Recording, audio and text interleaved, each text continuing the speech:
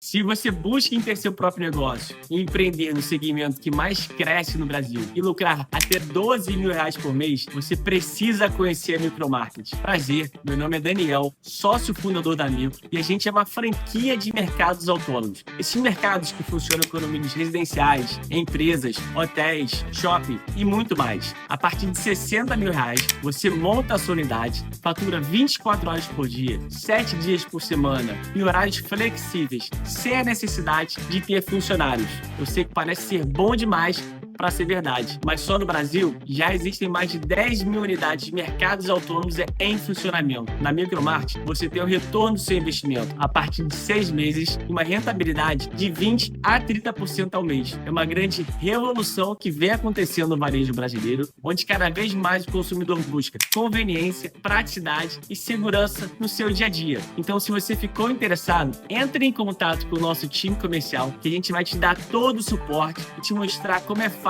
empreender com a Micromarket. Eu espero vocês. Forte abraço.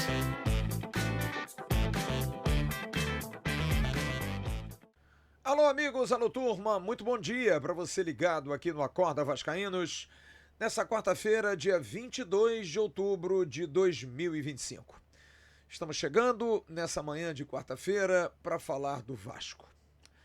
E para falar do presidente do Vasco, Pedrinho, e de todos os personagens que hoje dão ao torcedor do Vasco uma alegria. A gente teve a oportunidade de ver ontem os bastidores, que é como a gente hoje conhece o clube, como é que a gente convive com a intimidade deles. Eu vivi uma época em que a gente tinha essa facilidade de estar ali, de conviver, de conversar, de entender os atletas, de humanizar. É algo que eu não vou viver mais. E acho que essa nova geração também dificilmente vai ter.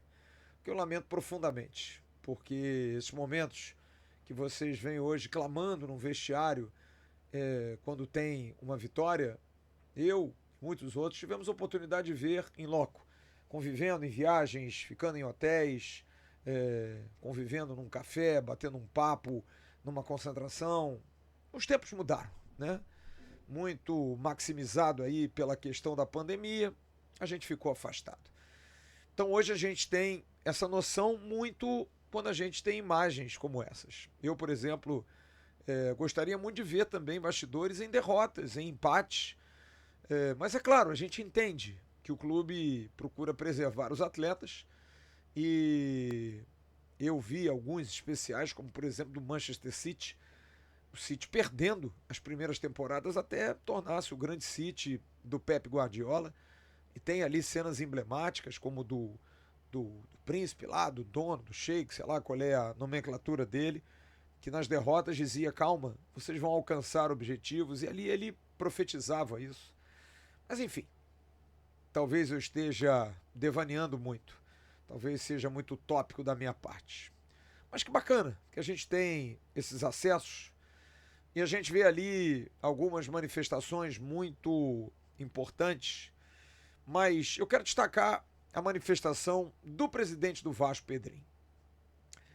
Pedrinho é criticado às vezes porque aparece muito, porque só aparece em vitória.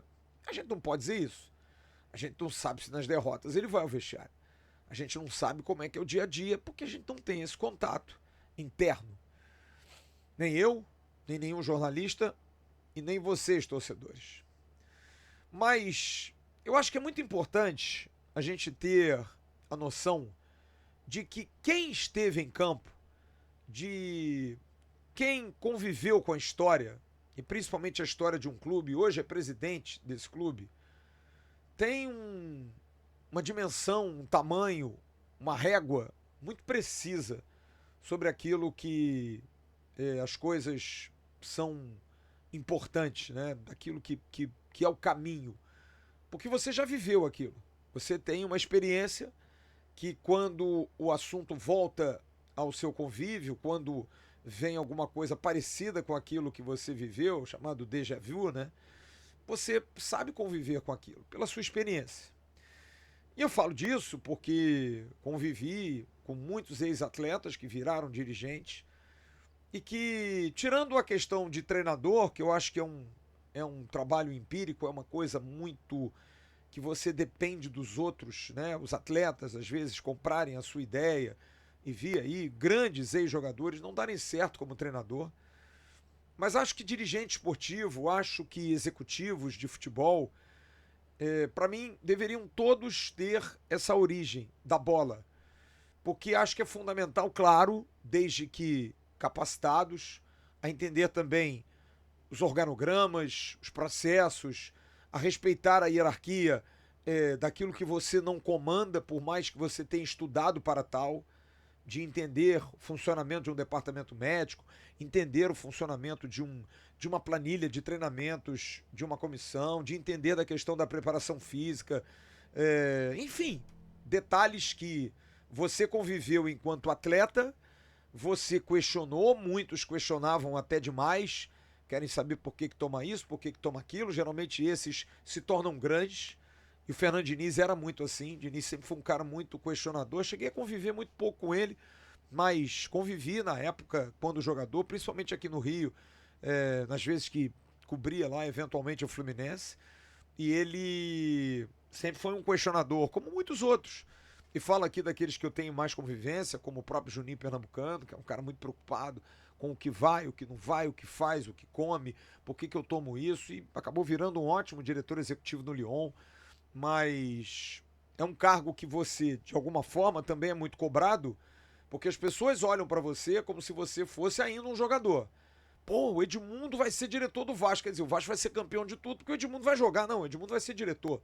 O Juninho vai ser vice-presidente, o Juninho vai ser diretor técnico, o Felipe é o diretor técnico, vai acontecer uma revolução no mundo, mas você espera minimamente que o fato deles estarem ali, e eu trouxe recentemente uma informação da importância de Felipe e Luizinho para o Ryan, porque trabalham muito nos bastidores. Se vocês perceberem, eu fico às vezes catando essas peças e vejo, por exemplo, o Luizinho meio ali no canto, na volta do jogo, ele aparece até na câmera, o Felipe quase não aparece, porque talvez prefiram mesmo um anonimato, mesmo fazer a coisa por eles, pelo trabalho deles, é a forma de cada um encarar.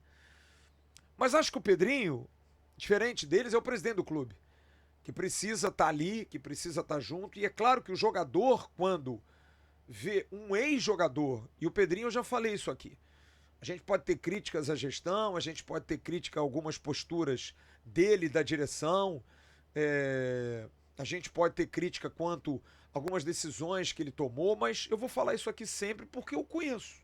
Eu sei quem ele é. Eu vi o Pedrinho nascer no Vasco. Pedrinho é um sujeito do bem. Pedrinho é um cara de bom caráter, de boa índole. E é um torcedor.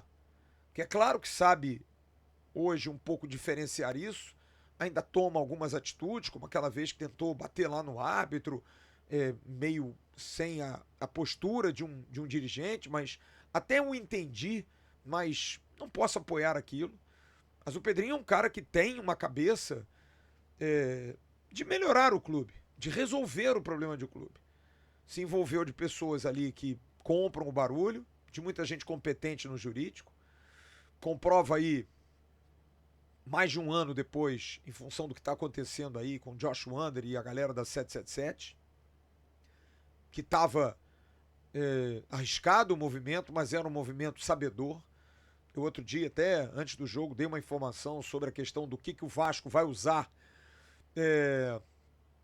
como argumento na arbitragem em função disso que está acontecendo com o Josh. Eu ouvi de uma pessoa de dentro do Vasco que o Vasco sempre acreditou no seu direito, porque sabia já originariamente. Aliás, até saiu uma notícia ontem a respeito de ex-dirigentes, incluindo o ex-presidente Jorge Salgado, os vice-presidentes Carlos Roberto Osório, Roberto Duque Estrada, que foram indiciados pela comissão de inquérito dentro do clube, por terem aprovado, e muitos outros, até gente da própria gestão, né, o Silvio Almeida, que participa da gestão hoje, foi vice-presidente, que aprovou e que passou nessa questão de aprovar a 777, todos vão ter que se justificar, entender, podendo ser expulsos, inclusive, do clube.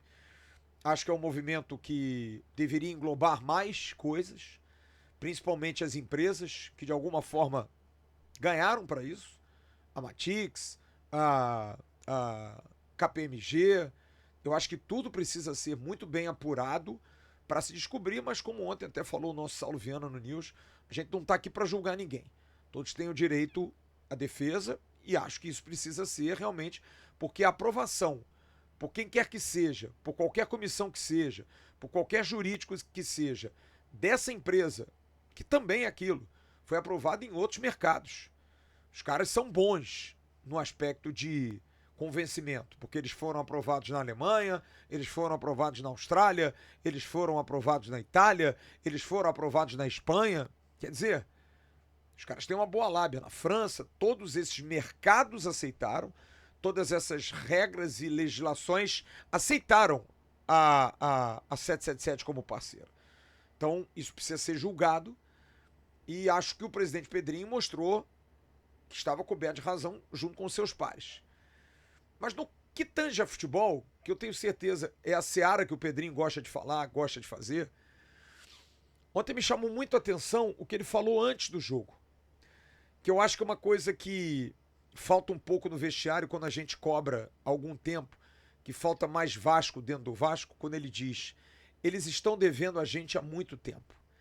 E acho que a gente precisa voltar a ter esse pensamento de a gente tem que ganhar deles, a gente tem que atropelar eles. Porque historicamente, principalmente o Fluminense, sempre foi assim. O Botafogo também foi assim. E o Flamengo foi para a pau. Nunca foi a disparidade que é hoje.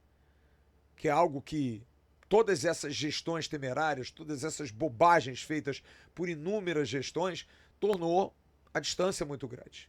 Mas há de se aproximar de novo. Esse ano, por exemplo, depois de muito tempo, parece incrível dizer isso, o Vasco não perdeu para o Flamengo no Campeonato Brasileiro.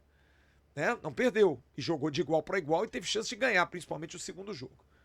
Então, a presença do Pedrinho ontem no vestiário, dando o seu depoimento, eu acho que é muito importante, independente dele ser o presidente do clube, eu acho que principalmente por ser o presidente do clube.